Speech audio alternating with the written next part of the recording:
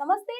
దేశవ్యాప్తంగా పెహల్గాం, బైసరన్ వ్యాలీలో జరిగిన ఈ ఉగ్రదాడులకు సంబంధించి ఇప్పుడు దేశవ్యాప్తంగా సంచలనంగా మారింది. ఇప్పుడు దేశం అంటే భారతదేశం ఇప్పుడు చర్యలు తీసుకోవాలి. అంటే ప్రతి చర్యకి ప్రతిచర్య అవసరం అని జెప్పేసి ఇప్పటికే ఈ ఎవరైతే ఉన్నారో ఈ కమాండోస్ అంటే మన పైన ఉగ్రవాద దాడులు చేసిన వాళ్ళలో అల్తాఫ్ లల్లీ అని జెప్పేసి అతన్ని మట్టుబెట్టారు మన ఆర్మీ. ఇంకా ఎవరెవరైతే ఇందులో పాల్గొన్నారో వాళ్ళను కూడా ఖచ్చితంగా చంపేస్తాం అన్నట్టుగానే మన సైన్యం తిరుగుతుంది. ఈవెన్ మన దేశంలో కూడా ఇల్లీగల్‌గా వచ్చిన అండ్ ఇంకా ఎవరైతే ఈ సార్క్ వీసాలతో మన దేశంలో కొనసాగుతున్నారో వాళ్ళందరినీ వాళ్ళ స్వదేశానికి అంటే పాకిస్తాన్‌కి పంపించే ప్రయత్నాల్లో ఉంది మన దేశం. అయితే ప్రస్తుతం ఇంకా అక్కడ కాశ్మీర్ అండ్ ఢిల్లీలో ఈ సెగలు ఇంకా ఉన్నాయి. వ్యాపారాలు కూడా సరిగ్గా నడవట్లేదు అని చెప్పేసి మనం ఇంటర్నేషనల్ మీడియాలో చూస్తూనే ఉన్నాం.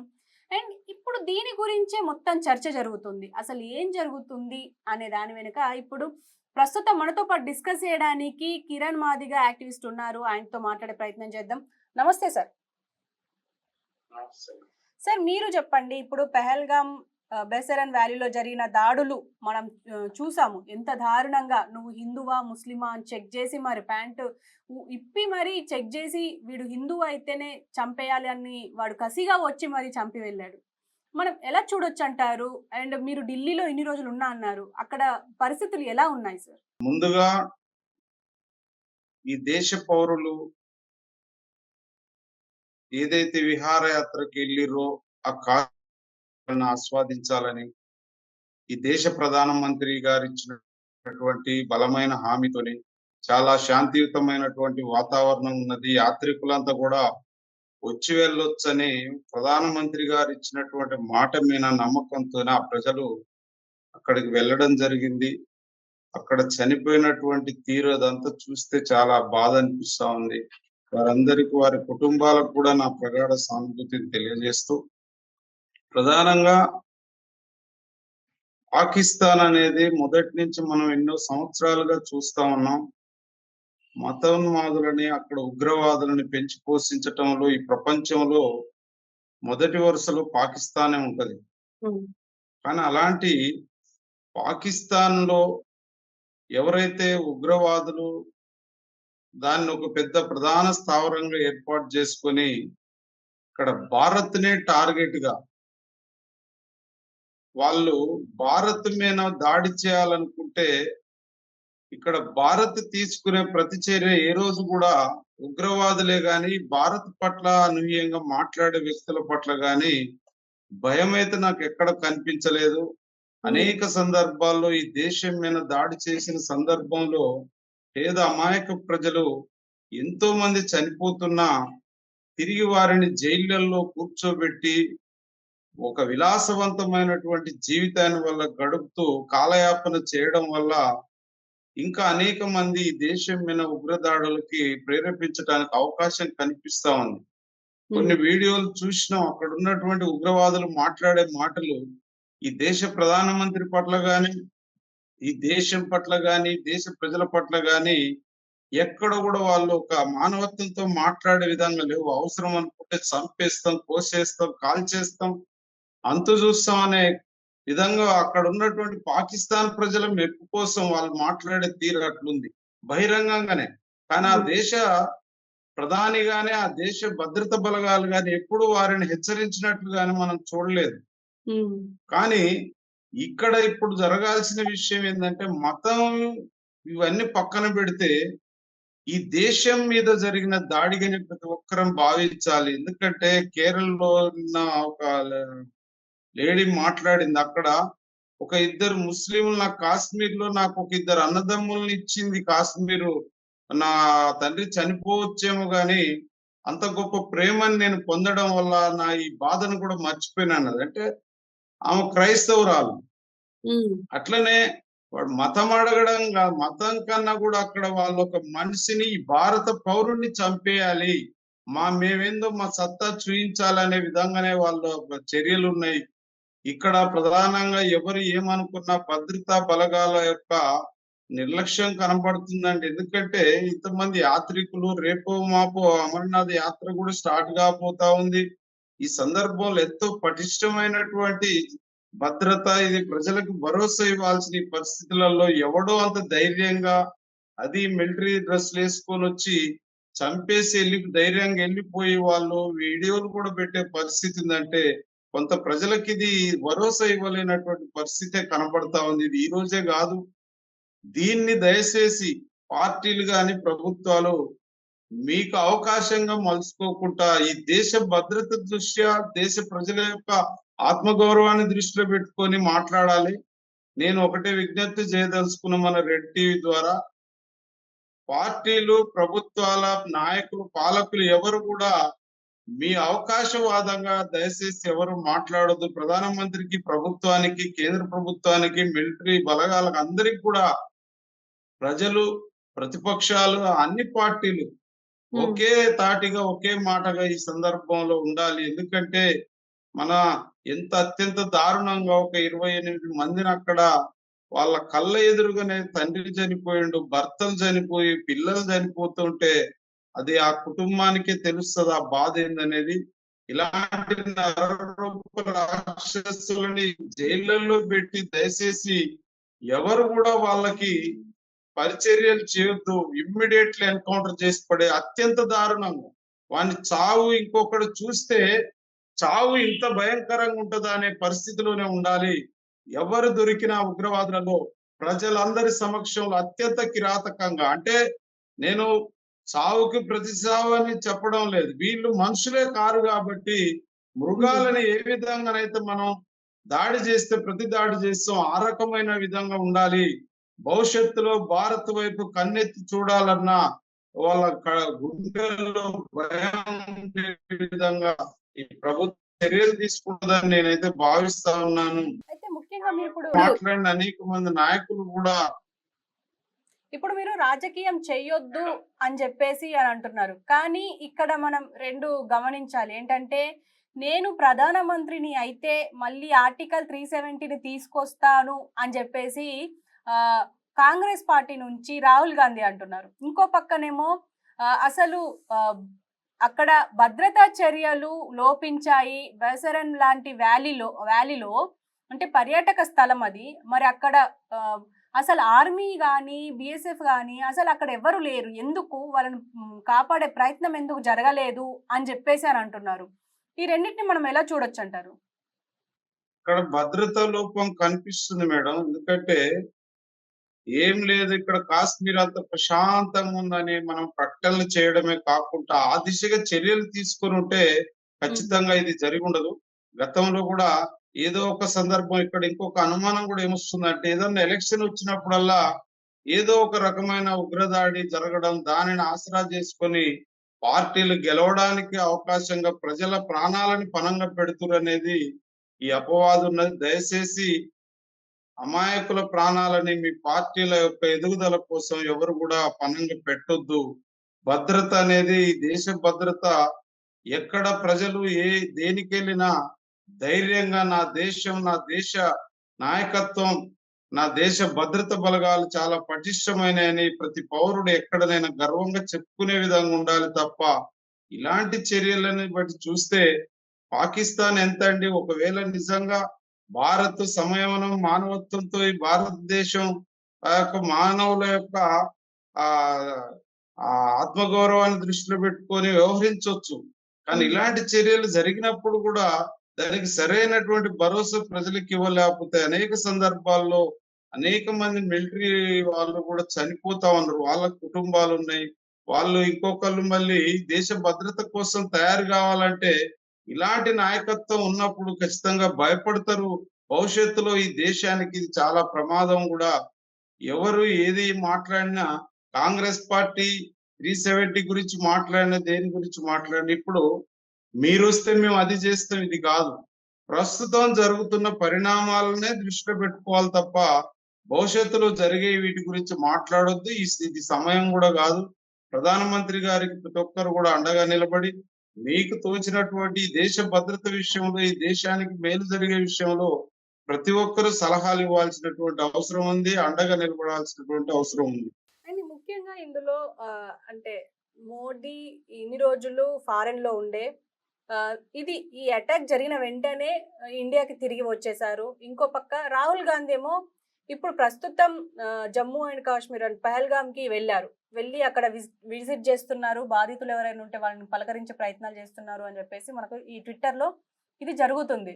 కానీ ఇప్పటి వరకు మోదీ ఎందుకు వెళ్ళలేదు ఆ ప్రాంతానికి, ఎందుకు పరిశీలించడానికి వెళ్ళట్లేదు అని చెప్పేసి కూడా ఒక విమర్శ వస్తుంది. మీరేమంటారు? మేడం, ఆయన ఒక ప్రధానమంత్రిగా విదేశీ పర్యటనలో ఉండి కూడా తెలిసిన వెంటనే తక్షణమే తన కార్యక్రమాలన్నిటిని కూడా వాయిదేసుకొని తిరిగి దేశానికి రావడం జరిగింది. తాను వచ్చేలోపే అమిత్ షా గారిని ఆ ప్రాంతానికి కూడా పంపించడం, తక్షణం హోంమంత్రిగా వారు వెళ్ళడం, అక్కడ ఉన్న పరిస్థితులను సమీక్షించడం ఇవన్నీ జరిగినాయి. ప్రధాన ప్రతిపక్ష నాయకుడు ఉన్న రాహుల్ గాంధీ గారు వెంటనే వెళ్ళడం కంటే ప్రభుత్వం చేసిన చర్యలను గాని, వారు వెళ్ళి ముందు అక్కడ ఉన్న పరిస్థితులను పర్యవేక్షించిన తర్వాత మీరు కూడా ఇప్పుడు వెళ్ళడం అనేది అది ధర్మమే.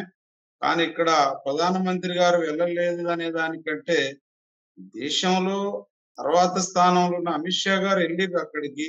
అక్కడున్న భద్రత దృష్ట్యా, అక్కడున్న పరిస్థితుల దృష్ట్యా ప్రధానమంత్రి గారిని అక్కడికి భద్రతా బలగాలు మరి ఏమై ఉంటదో వారు కూడా వెళ్ళకుంటే ఎందుకుంటాడు? వారు కూడా ప్రజల పట్ల మానవత్వంతో స్పందించేటటువంటి వ్యక్తిత్వం ఉన్న వాళ్ళే. దాన్ని మనం వేరే తప్పు ఈ సందర్భంలో దాన్ని వేరే కోణంలో చూడాల్సినటువంటి అవసరం లేదు. అంటే మీరు నిన్నటి వరకు ఢిల్లీలోనే ఉన్నారు కాబట్టి అక్కడ పరిస్థితులు ఎలా ఉన్నాయి సార్? అంటే ఇప్పుడు ఆల్రెడీ వ్యాపార సముదాయాలన్నీ క్లోజ్ ఉన్నాయి అని చెప్పేసి ఇప్పటికైతే ఇంటర్నేషనల్ మీడియాలో నడుస్తుంది. అసలు ఏం జరుగుతుంది? అక్కడ ప్రజలు మనోభా అంటే అసలు వాళ్ళ స్పందన ఎలా ఉంది? అక్కడ ప్రజలు కులం, మతం లేదు మేడం. అక్కడ ప్రతి ఒక్కరు కూడా ఈ చర్య మీద చాలా తీవ్రంగా ఆవేశంతోనున్నారు. ఏంది మా దేశం మీద ఈ రకమైనటువంటి చర్యలు, అమాయక ప్రజలు చనిపోతా ఉన్నారు. ఇది సరైనది కాదు. దీనికి ప్రతిచర్య బలంగా జరగాలనే వాదనతో ప్రజలున్నారు. తర్వాత అక్కడ నిన్న మొత్తం వ్యాపార సముదాయాలన్నీ బంద్ చేసిర్రు. నిన్న ఉదయం నుంచే బంద్ ఉన్నాయి. ఇక సాయంత్రానికి కొంత జనం బయటకొచ్చిర్రు గాని పూర్తిగా భయాందోళన ఉంటారు. ఎందుకంటే అది దగ్గర బార్డర్ కదా! దాన్ని ఆ భద్రత ఇదంతా భద్రత బలగాలు కూడా పూర్తిగా ఢిల్లీ మొత్తం ఎక్కడ చూసినా వాళ్ళే కనబడతా ఉన్నారు. కొంత ప్రభుత్వం కూడా కేంద్ర ప్రభుత్వం అలర్ట్ అయినది. ప్రజలకు భరోసా ఇచ్చే ప్రయత్నంలో ప్రభుత్వం అక్కడ కనపడింది నేను చూసిన. అంటే మోదీని ఎందుకు టార్గెట్ చేసి ఉంటారు ఈ ఉగ్రవాదులు? అంటే మనం చూసాము, నా భర్తను చంపేశారు, నన్ను కూడా చంపేయండి అంటే నేను నిన్ను చంపను, వెళ్ళి మోదీకి చెప్పుకో అని చెప్పేసి ఒక ఉగ్రవాది అన్నారు. అంటే ఎలా చూడొచ్చు అంటారు? కావాలనే మోదీని టార్గెట్ చేస్తున్నారు, హిందువులని టార్గెట్ చేస్తున్నారు అనుకోవచ్చా ఈ ముస్లిమ్స్? అంటే ఈ పాక్ ముస్లిమ్స్. ఇప్పుడు హిందూ ముస్లిం గొడవగా దీన్ని పాకిస్తాన్ ఎప్పుడు కూడా ఈ దేశ పౌరులంటూ వాళ్ళ దృష్టిలో హిందువులే. వాళ్ళు దాన్ని టార్గెట్ గానే మాట్లాడతారు. కానీ నరేంద్ర మోడీ గారిని కూడా వాళ్ళు ఆ కోణంలోనే చూస్తున్నారు. నేనేమంటున్నంటే ఇక్కడ ఈ దేశంలో ఉన్న పౌరులు అక్కడ వీళ్ళు ఎవరైతే దాడికి గురైన కుటుంబాలు ఉన్నాయో వారందరిని కూడా అక్కడ ప్రేమతో చూసి వారికి పరిచర్యలు చేసి వారి కుటుంబాలకు శవాలను చేర్చేంత వరకు వారికి అక్కడ సొంత కుటుంబ సభ్యుల లెక్కని వ్యవహరించిరని మనం వాళ్ళు చెప్తుంటేనే విన్నాం. వచ్చిన ఉగ్రవాదికి వాడు మతం ముసుగులో రావచ్చు కానీ వాడు మనిషి కాదు, మానవ మృగాలు. అక్కడ ఉన్నటువంటి ముఖ్యమంత్రి కూడా అదే ప్రకటన చేసిండు కదా. అతను కూడా ముస్లిమే కదా. కంప్లీట్ కాశ్మీర్ అంటే దాదాపుగా ముస్లింతోనే నిండి ఉంటది. కానీ అక్కడికి వెళ్లే ప్రజలంతా మన హిందువులే కదా. దాదాపుగా యాత్రలకు పోయేటోళ్ళల్లో 70% హిందువులు. వీళ్ళందరిని అక్కడ ఆ ప్రాంతాలకు చేర్చడం తీసుకురావటంలో ఆ కాశ్మీర్ పౌరులు చూయించేటటువంటి ప్రేమను మనం మతంలో చూడలేం కదా. ఉగ్రవాదులు వాళ్ళు ఈ దేశాన్ని ఏ రకంగానైనా టార్గెట్ చేసి భయాందోళనకు గురి చేసి వాళ్ళ ఉనికిని కాపాడుకోవడానికి వాళ్ళకి ఇది ఒక ఆయుధంగా మారింది. ఇలాంటి వాళ్ళని ఇలాంటి చర్యలు జరగకుండా భద్రతా బలగాలని పెంచాలి, పటిష్టంగా ఎప్పటికప్పుడు నిఘా ఉండాలి. ఈ దేశం ఏ చర్య ఎప్పుడు తీసుకోవాలన్నా చాలా బలమైనటువంటి చర్య ఎప్పుడు జరుగుతుందో అప్పుడు వాళ్ళకు కూడా భారత్ జోలికి పోతే వాళ్ళకు పట్టిన గతి మనకు పడుతుందేమో అనే ఒక భయం రావాలి. కానీ ఆ భయం కనపడట్లేదు. మీరు ఉమ్, చూస్తున్నారు ఎన్నో సందర్భాలలో. బెంగుళూరులో జరిగింది, మన దగ్గర దిల్సుఖ్ నగర్ లో జరిగినాయి. వాళ్ళందరిని ఎక్కడ జాతులు జైళ్ళల్లో వాళ్ళకి సకల సౌకర్యాలతో చేస్తున్నారు. అలాంటివి చేయొద్దు. ఉమ్, వాడిని నడి రోడ్ల మీద ఏ అమాయక ప్రజల యొక్క రక్తాన్ని పారించిరో ఆ ప్రాంతంలోనే శిక్ష పడ్డప్పుడే ఈ దేశ న్యాయ వ్యవస్థ మీద గాని, పాలకుల మీద గాని, దేశ భద్రత మీద ప్రజలకు భరోసా ఉంటది. ఈ దేశం, భారతదేశం అంటేనే మానవత్వానికి నిలయం. అన్ని మతాలు, కులాలు ప్రతి ఒక్కరిని ప్రేమించేటటువంటి ప్రపంచంలో ఎక్కడ లేదు ఇలాంటి గొప్ప సాంప్రదాయం. కానీ ఇక్కడ కేవలం కొంతమంది ఉగ్రవాదులేమో వాళ్ళ యొక్క పేరు ఇంకా పెంచుకోవడానికి పాకిస్తాన్ పేరు చెప్తుండొచ్చు. కానీ పాకిస్తాన్ ప్రజలంతా వచ్చి కాశ్మీర్ లో వ్యాపారాలు చేసుకొని బతుకుతురు కదా. ఉమ్, వాళ్ళ జీవితాలకు ఈ రోజు వాళ్ళు ఏం భరోసా ఇస్తారు? right. వాళ్ళు ఉగ్రవాదులను మనం మతంగానో, కులంగానో, వర్గంగా చూడొద్దు. వాళ్ళు ఈ యొక్క మానవ మృగాలు. ఆ మానవ మృగాలు ఎక్కడ కనిపించినా ఈ దేశం చేయాల్సిన చర్య అత్యంత భయంకరంగా ఎప్పుడైతే మనమేందో కూడా నిరూపిస్తే తప్ప వాళ్ళకి భయం ఉండదు, మన ప్రజలకు భరోసా ఉండదు. అంటే కొంతమంది వాదన ఏంటి అంటే ప్రస్తుతం యాంటీ సెక్యులర్ పార్టీలు ఎక్కువైపోయాయి భారతదేశంలో, అందుకే ఇలాంటి ఉగ్రదాడులు జరుగుతున్నాయి అని చెప్పేసి కొంతమంది వాదన. దీని గురించి మీరేమంటారు? నిజంగానే అంటే ఇప్పుడు డైరెక్ట్ గా యాంటీ సెక్యులర్ పార్టీ అంటే ఇప్పుడు బీజేపీ వస్తుంది, ఎలా చూడొచ్చు అంటారు? నిజమే మేడం. ఇక్కడ గతంలో కూడా నేను చెప్పాను. ఈ దేశంలో ఉన్న పౌరుడిని సహించలేనప్పుడు పక్క దేశం వాడు మనల్ని ఎట్ట సహిస్తాడు? సింపుల్ ఇది. ఉమ్, ఈ దేశంలో వాడి క్రిస్టియనా, ముస్లిమా, బుద్ధిజం ఏదన్నా గాని ఉమ్, నువ్వు నా దేశ పౌరులు, నా భారతీయులు, నా సహోదరులు, ఈ భావన నీ యొక్క పార్టీలో గాని, నీ నాయకత్వంలో నువ్వు చేస్తున్న చర్యలలో కనిపించినప్పుడు సహజంగా వస్తది. ఇది మోడీ గారిని ఎందుకు టార్గెట్ చేసిరని మీరు అంటారు. ఉమ్, మోడీ గారిని బీజేపీ కోణంలో చూస్తుంది పాకిస్తాన్ గాని, ఉగ్రవాదులు గాని.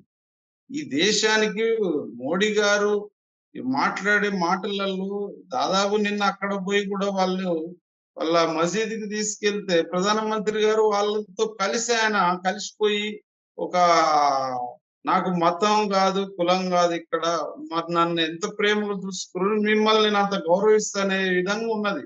ఉమ్, ఆయన ఇంకా వేరే క్రిస్టియన్ దేశాలకు పోయి కూడా అక్కడ బైబుల్ తీసుకోవడం, అక్కడ వాళ్ళు చెప్పే ప్రార్థనలు చేయడం, ఇవన్నీ చేస్తుండు. మోడీ గారిని కాదు, ఇక్కడ బీజేపీ, ఆర్ఎస్ఎస్ కోణంలోనే ఉగ్రవాదులు చూస్తున్నారు.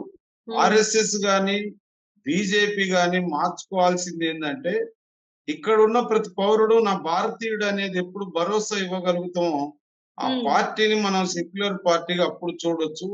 వాళ్ళకు సిద్ధాంతం మీద పార్టీ వచ్చింది, వాళ్ళని కూడా తప్పు పట్టడానికి లేదు. నా సిద్ధాంతం ఇదని వచ్చింది, అవును, వాళ్ళు దాని మీదనే ఉంటారు.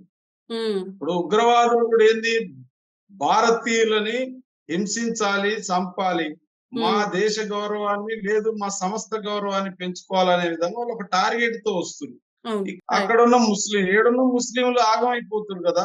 ఉమ్, అక్కడ ఎవడో చేసిన తప్పుకి ఏడున్న ముస్లిం భయపడాల్సిన పరిస్థితి వస్తుంది. కానీ ఇక్కడ ఉన్న ముస్లింలంతా నిన్న దాడి జరిగితే వాళ్ళ ప్రేమను పంచిరు కదా. నా జాతి బిడ్డలు, నా భారతీయులు మా వాళ్ళని వాళ్ళ అవును, కుటుంబ సభ్యులు లెక్క ఉన్నారని అక్కడ ఉన్న ప్రత్యక్షమైన సాక్షులే చెప్తున్నారు. అవును, దీన్ని మనం ఈ దేశం సెక్యులర్ దేశం అని మనం మొదటి నుంచి అన్ని మతాలకి, కులాలకి, అన్ని వర్గాల ప్రజలకి ఇక్కడ భరోసా ఉంది. ఈ దేశంలో అనేది ఏది ఉందో దాన్ని కాపాడాల్సిన బాధ్యత పార్టీలు పక్కన పెట్టి, ప్రజెంట్ అయితే బీజేపీ అధికారంలో ఉన్నది కదా, నరేంద్ర ఉమ్, మోడీ గారు ఉన్నారు. వారి దేశ ప్రధానమంత్రిగానే వారిని చూస్తారు తప్ప ప్రస్తుతం వారిని మళ్ళీ ఒక 4 ఏళ్ళు అయితే ఆయన మనం వేరే చూడలేం కదా. అవును, దయచేసి నేను ఒకటే ఏం చెప్తున్నంటే, ఈ దేశంలో ఉన్నటువంటి భావజాలం ఏదైతుందో, అన్నదమ్ములుగా కులాలకు, మతాలకు అతీతంగా బతుకుతుర్రో కొన్ని పార్టీలు, ఎందుకండి ఇప్పుడు ఎంఐఎం పార్టీ నిన్న వాళ్ళు కూడా నిరసన వ్యక్తం చేస్తారు. అవును, ఈ దేశ చట్టసభలలోకి ఎన్నిక కాబడుతుంది వాళ్ళు కూడా. అంటే ఈడ ఉన్న పరిస్థితి చూస్తే ప్రజలు పార్టీలని కులాలకు, మతాలకు అతీతంగా గెలిపించి పంపిస్తారు. మీరు అక్కడ ప్రజల బాగోగులని, ప్రజల ప్రేమను కూడా ఆ రకంగానే వ్యక్తపరచాలి తప్ప మీ పార్టీల ఎదుగుదల కోసం మీరు పవర్ లో రావడానికి దయచేసి పార్టీలు మతాలని కులాలని ఎక్కడ కూడా దయచేసి రెచ్చగొట్టొద్దు. ఇప్పటికే పెరిగిపోయింది అది. అవును. అక్కడ ఇప్పుడు పాకిస్తాన్ వాడు వచ్చి దాడి చేయడం కంటే ఈ దేశ పౌరులకే భద్రత లేనటువంటి పరిస్థితి. ఆ మధ్య వాడు కూడా అఘోరి మాట్లాడుతుండు, కోసేస్తా, చంపేస్తా, పొడిసేస్తా అంటుండు. ఇవి సరైనయేనా? కానీ ఎవరు ఏమనలేని పోలీసులను కూడా తిడుతుండు. వాని ధైర్యం చూడండి. అరెస్ట్ చేసి జైలుకి పోయిండు, ఒక భాగం, ఒక కేసులో పోయిండు. కానీ జనరల్ గా వాడు మాట్లాడిన మాటలకు ఎక్కడ జరిగిందండి? మీ గతంలో మనం చెప్పిన డిబేట్లలో ఒక మతాన్ని విమర్శించాలంటే వాడు చాలా స్వేచ్ఛగా విమర్శిస్తుండు. ఒకళ్ళ మనోభావాన్ని దెబ్బతీయడమే కదా. ఫస్ట్ మన దేశంలో ఐక్యతను చూపించాలి. అలెగ్జాండర్ కూడా ఇటనే కొట్టిండంట. ముందు ఈ దేశం మీద దండయాత్ర చేయాలంటే అక్కడ పరిస్థితులు ఏంటంటే కులాల మతాల కుమ్ములాటతో నిండిపోయింది దేశం అనే రిపోర్ట్ తోనే దాడి చేయగలిగారు. అట్టనే ఉంది ఇప్పుడు. వాడు గట్టిగా భారతదేశం గట్టి గర్జిస్తే గాలిలో ఎగిరిపోయే పాకిస్తాన్ వాడెవడో ఒక ఉగ్ర సంస్థలు వచ్చి అమాయక ప్రజలను చంపేస్తుంటే ఇక్కడ బీజేపీ ఆయన మిమ్మల్ని చంపేస్తాం, కోసేస్తాం అంటే కాంగ్రెస్ ఆయన మద్దతు ఇస్తాడని ఒకడు. కాంగ్రెస్ ఆయన బీజేపీ ఆయన రెచ్చిపోతే ఇంకొక ఆయన ఎంఐఎం ఆయన తిరిగి వస్తాడు. ఈయన ఏదైనా మాట్లాడినట్టే ప్రాంతీయ పార్టీలు అన్ని సంకన చేర్చుకుంటాయి ఓట్ల కోసం. పవర్ ఎటుంటాడు తిరుగుతా ఉన్నారు, చూస్తున్నాం. ఇలాంటి పార్టీలు మతాలని రెచ్చగొట్టేటోళ్ళకి ఓట్లు వేయడం, వీళ్ళ పార్టీలను రద్దు చేయాలి ఫస్ట్. ఎలక్షన్ కమిషన్ లో ఉన్నది ఖచ్చితంగా ఈ దేశ సార్వభౌమ అధికారాన్ని కాపాడుతున్న పార్టీ. మతాలకు అతీతంగా నేను ఒక హిందూ భావజాలం అంటే ఇక్కడ ఉన్న ప్రతి ప్రజలను ప్రేమించటమే అని ఉంటది. దానికి వ్యతిరేకంగా దేవుళ్ళని డైరెక్ట్ ఫ్లెక్సీలకు తీసుకొస్తారు. వాళ్ళ పార్టీ ఫ్లెక్సీలలో దేవుళ్ళు ఉండొచ్చండి. అంటే నువ్వు ఒక దేవుణ్ణి పెట్టుకుంటే ఒక మెజారిటీ ప్రజలు హిందువులు ఉన్నారు. నువ్వు రాముడిని ఫోటో పెట్టుకుంటే మిగిలిన వాళ్ళ ఫోటోలు వాళ్ళు పెట్టుకోవాలనే ఉద్దేశం. ఇవి అసలు దేవుళ్ళని గాని మతాన్ని గాని దయచేసి మీ పార్టీలలోకి తీసుకురావద్దు. ప్రజలకు ఇష్టమైన పరిపాలన ఎవరు అందిస్తారో వాళ్ళ వాళ్ళ పక్షాన ప్రజలు ఉంటారు. కానీ ఇక్కడ చాలా వరకు మతం పేరుతో రెచ్చగొట్టడం వల్ల అమాయక ప్రజలు ఎంతో మంది చనిపోతా ఉన్నారు. దీనిని నాకు తెలిసి పార్టీలు అవకాశంగా మార్చుకునే ఎలక్షన్లలో గెలవడానికి అవకాశం ఉన్నది. ప్రజలు కూడా ఏం చేస్తారండి, మనోభావాలు రెచ్చగొడితే నా దేవుడిని అంటారని సహజంగానే కోపం వస్తుంది. ముస్లిం అనగానే కోపం ఎవరికి రావాలి? హిందూకి రావాలి.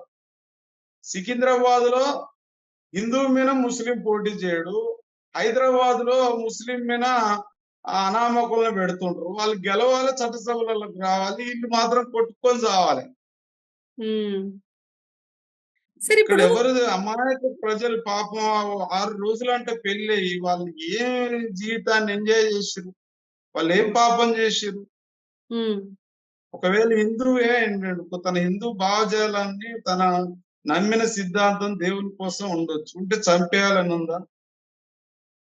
వాళ్ళని ఎవరు జాతురు, ఎవరు పోషిస్తారు? పక్కన దేశం పోషిస్తుంది. పక్కన దేశంలో ఉన్న ఉగ్రవాదులను మన జైళ్లలో విలాసంగా జాపుతున్నాం మనం. అంతే.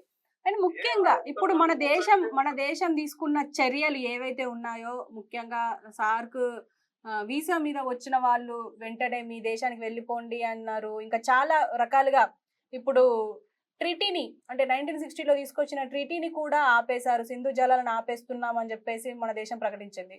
అయితే ఈ చర్యల వల్ల ఈ ఉగ్రదాడులు ఏమైనా తగ్గే అవకాశం ఉంటుంది అంటారా? ఇంకా పగ పెంచుకునే అవకాశం ఏమైనా ఉంటుందంటారా? ఎప్పటి నుంచో నడుస్తుంది కదా ఇది. తగ్గవు, పెరిగిపోతాయి.